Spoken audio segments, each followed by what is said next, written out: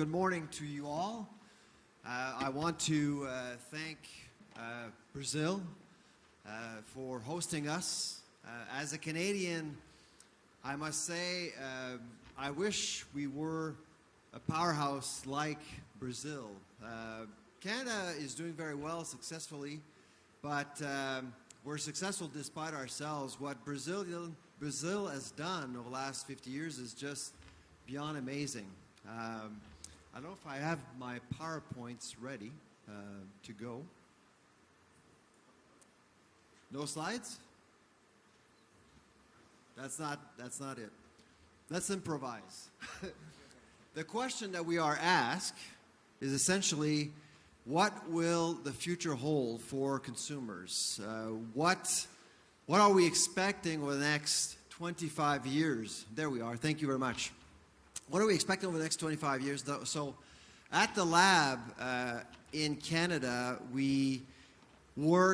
our focus is very much on issues from farm to fork. So we look at all issues affecting food distribution. And we do forecasting, a lot of forecasting. We use AI. We've been using AI for 20 years. What we've learned about forecasting is that it's incredibly hard. It's incredibly hard to predict the future. We forecast over 12 months, 18 months. So to be asked to forecast over 25 years is a monumental task. But I'll try my best here. So for this morning, I'll present to you 9 things that we believe will impact consumer trends over the next 25 years. So they may not be about consumer trends per se, but they will either impact consumers or consumers will impact the supply chain based on demands, based on needs, etc. Really enjoyed Marcos's comment earlier saying that ag is the solution. Absolutely. Aiden made a presentation this morning without talking to him. He basically presented some of the points that I'm about to make, so I'll be very, very quick. And basically, the world is an opportunity. The future is an opportunity. But there are challenges, of course. The first one are about supply chains. Climate change is the number one menace affecting our agriculture. We've been coping with climate change for a very long time, and we're doing very well. Brazilian being a good example of that. We just saw that from the president of SLC. We see we can actually deal with Mother Nature. That's not going to change. What is likely to change is the use of AI. What we've noticed is that the adoption of AI has been quite predominant in primary production, in retail, distribution, but in processing, there's a lagging phenomena. We are expecting in the next 25 years to see AI adoption being much more prevalent in the middle of the supply chain, processing, logistics, things like that. There's much improvements to be made in that area, for sure. So that's number one. Number two, carbon and water footprint labeling. It's been tried, and with mixed successes, but we do believe that transparency around climate change and the environment and environmental stewardship, knowing that the agribusiness sector really represents one of the best environmental stewards in the world, consumers will actually want to ask for transparency. What are they buying? Is what they're buying have a significant carbon footprint? The more we talk about carbon pricing around the world, the more we deal with climate change and gas emissions, the more consumers will want to know about their food and the carbon footprint of their food. That's number two. And of course, we had some discussions yesterday about oat milk and things like that, but I'll get to protein democracy in a minute. The rise of the middle mile. Now, I'm a Canadian, and I know that Brazil and Canada share one common challenge, and that's logistics. Logistics is going to be a critical issue over the next 25 years. Why? Because inflation will impact consumers. Consumers will want not only affordable food, but inflation that is stable and controlled as much as possible. What we saw a few years ago at 10, 15, 20% hurts people, hurts consumers. So they are relying on the agri-food sector to have access to more reliable and stable prices over time. Not cheaper prices, but stable prices. And the one way to do that is to control the middle mile, not the last mile. That's the most expensive one. The last mile is from retail to homes. The middle mile is before that, between farm gate and distribution centers. That's where we're going to see more investments in the future to optimize the efficiency of supply chains. So that's number 3. Number 4, the hyperlocation of farming and food production.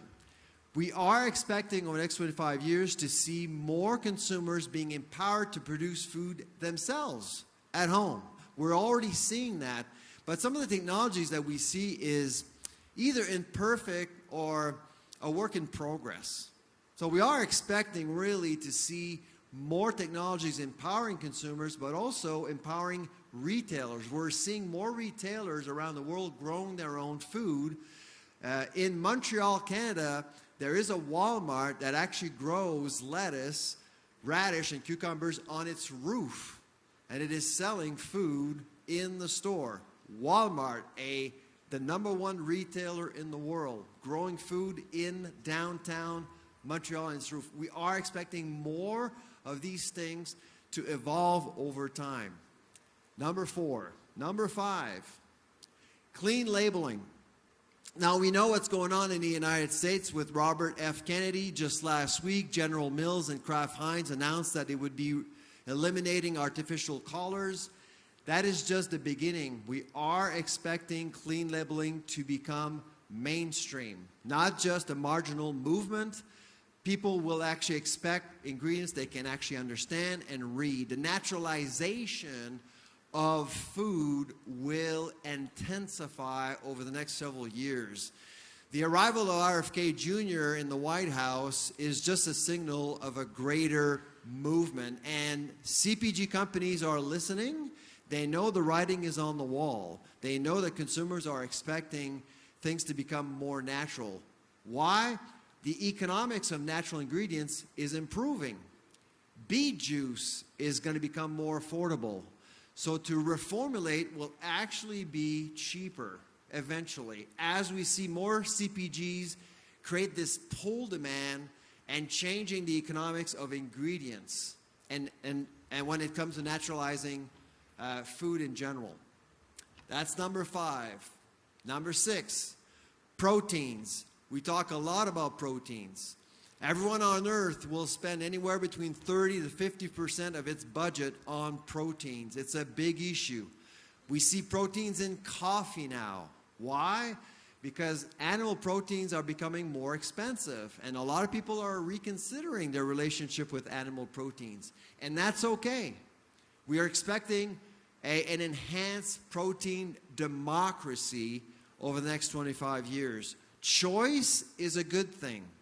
Choice leads to more innovation and more growth. And that's important, because when I talk to cattle producers, pork producers, they feel threatened by the arrival of plant-based dieting.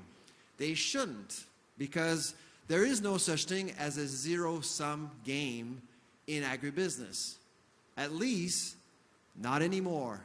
And protein is actually proving that. You can actually make money selling all sorts of products. And the term plant-based will end. We won't use the term plant-based anymore. Plant-based is politicized, has been politicized, and we're actually going to move on and call it something else. And we're probably going to call it proteins. That's it. Number 6. Number 7, personalized and functional nutrition. This is an important one. I do believe that we're in a world where individuals are very important, and that we all have different needs. All philosophical different needs. We all eat differently. We have different tastes, different culture. And the need to recognize a hyper-fragmented market is only going to increase. And that's a good thing, okay?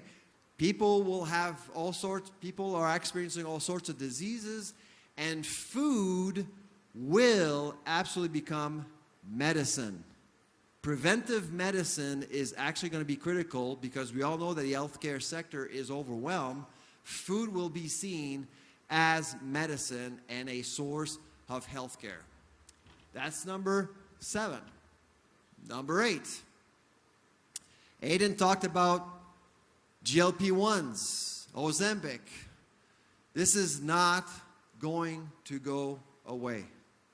We've had enough discussions with many companies. They're seeing this as a change maker.